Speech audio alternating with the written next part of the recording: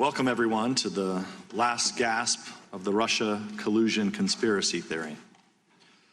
As Democrats continue to foist this spectacle on the American people, as well as you, Mr. Mueller, the American people may recall the media first began spreading this conspiracy theory in the spring of 2016, when Fusion GPS, funded by the DNC and the Hillary Clinton campaign, started developing the Steele dossier, a collection of outlandish accusations that Trump and his associates were Russian agents.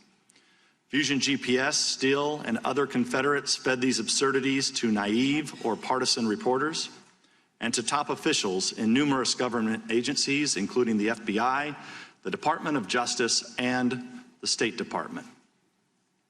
Among other things, the FBI used dossier allegations to obtain a warrant to spy on the Trump campaign.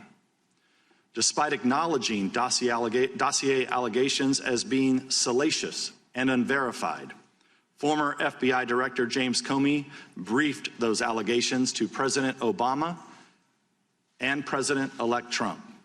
Those briefings conveniently leaked to the press, resulting in the publication of the dossier and launching thousands of false press stories based on the word of a foreign ex-spy, one who admitted he was desperate that Trump lose the election and who was eventually fired as an FBI source for leaking to the press.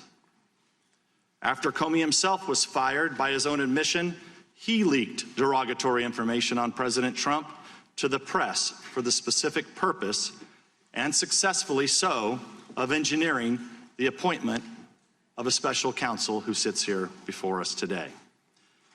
The FBI investigation was marred by further corruption and bizarre abuses.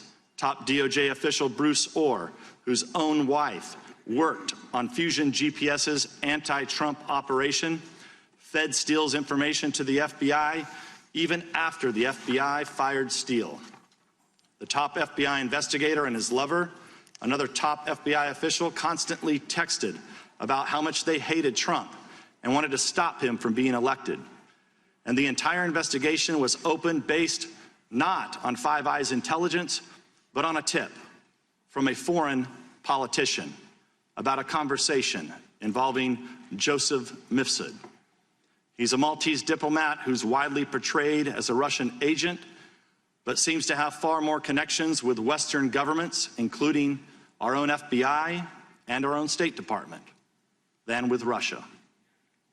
Brazenly ignoring all these red flags, as well as the transparent absurdity of the claims they are making, the Democrats have argued for nearly 3 years that evidence of collusion is hidden just around the corner.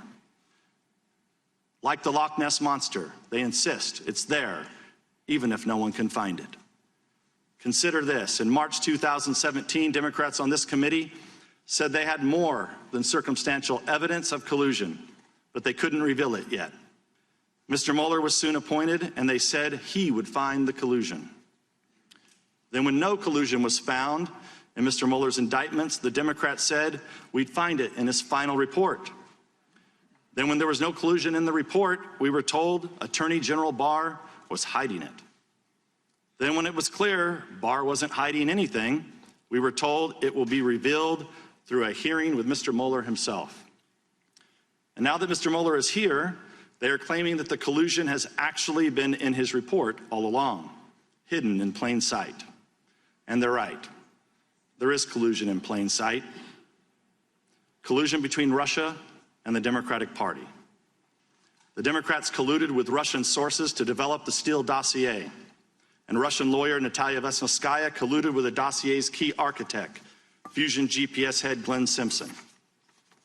The Democrats have already admitted, both in interviews and through their usual anonymous statements to reporters, that today's hearing is not about getting information at all.